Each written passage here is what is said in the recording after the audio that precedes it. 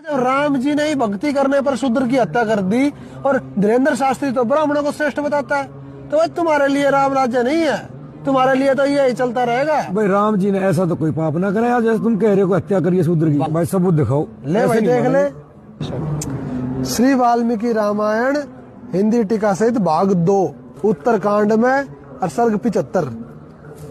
मैं दशरथ पुत्र रामचंद्र कौतूहल से ही तुमसे पूछता हूँ, तुमने तपस्या किस निमित्त की है? स्वर्ग की इच्छा है? वह क्या है जिस वर पाने के निमित्त तुम दुष्तर तपस्या करते हो?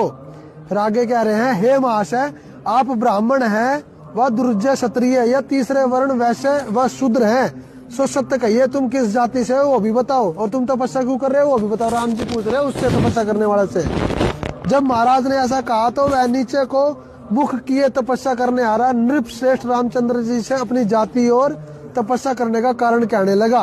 हे राम, मैं शूद्र योनि में उत्पन्न हुआ हूँ और इसी शरीर से देवत्व प्राप्त करने की इच्छा करके महातपस्या करता हूँ। मेरी जाति शूद्र और शंभुक नाम है। शूद्र के यह वचन कहते ही रघुनाथ जी ने बड़ी कांति वाला विमल यानी कि तलवार अपने खड़ग कोश से निकालकर उस शूद्र का सिर छेदन कर डाला। उस शूद्र के मारने पर इंद्र और अग्नि सहित सब देवता धन्य धन्य कहकर रामचंद्र जी की बड़ाई करने लगे। यानी कि देवता भी खुश नहीं है कि शूद्र भक्ति करें। सब देवता कहने लगे, हे मामते, आपने यह देवताओं का कार्य किया है। भाई ये पढ़ करके मेरा दिल टूट गया।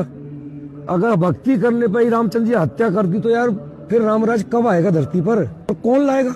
जिन राम जी से आप राम राज्य की कल्पना कर रहे हो ना, वो तो देवता है, और ये देवता भी इन विकारों में फंसे हुए हैं। और ये जिस धीरेन्द्र शास्त्री की तुम बात कर रहे हो, ये खुद ब्राह्मणों को श्रेष्ठ बताता, तो जातिवाद कहाँ से मिटेगी?